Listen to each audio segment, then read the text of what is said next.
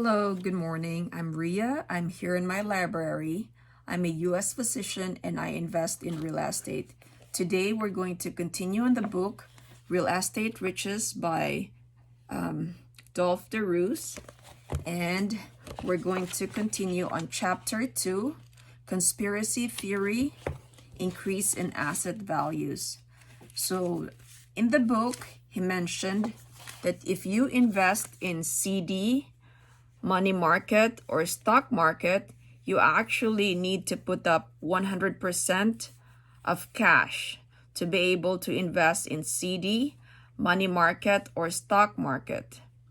Now, for a property, you can also invest 100% of your cash, or you can go to the bank and tell the bank manager, "Hi, Mr. Bank Manager, I would like to offer you my mortgage on this property."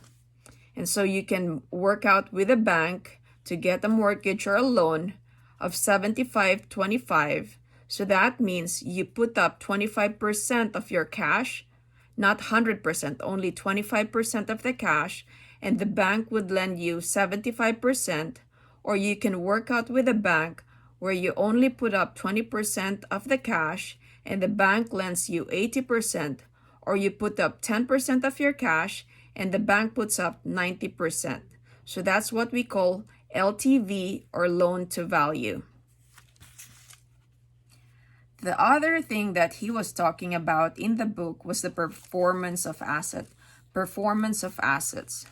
Now for the stocks, if the stock increased by 10% and you invested your $100,000 of cash, so if your stock went up by 10%, now your stock is now a total worth of $110,000. So your stock went up by $10,000. Now for the property, let's say it also went up by 10% and you have a mortgage or a loan. So you bought a $1 million property from the bank using your $100,000 cash.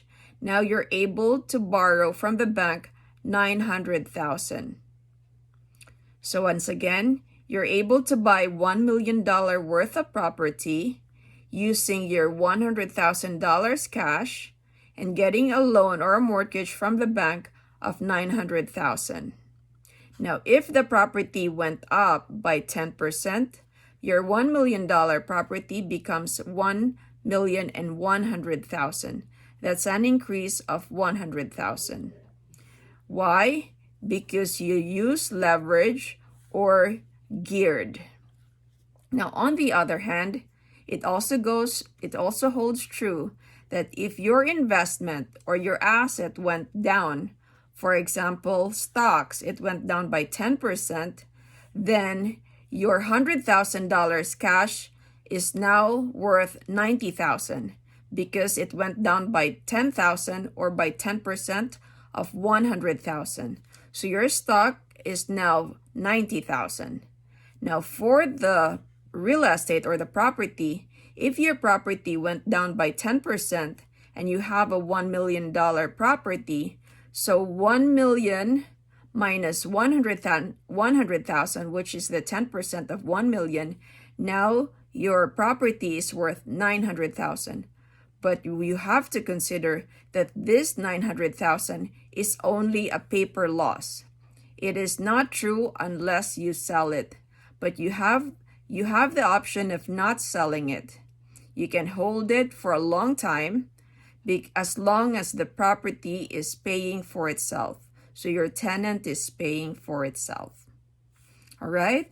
I hope you learned something on this topic.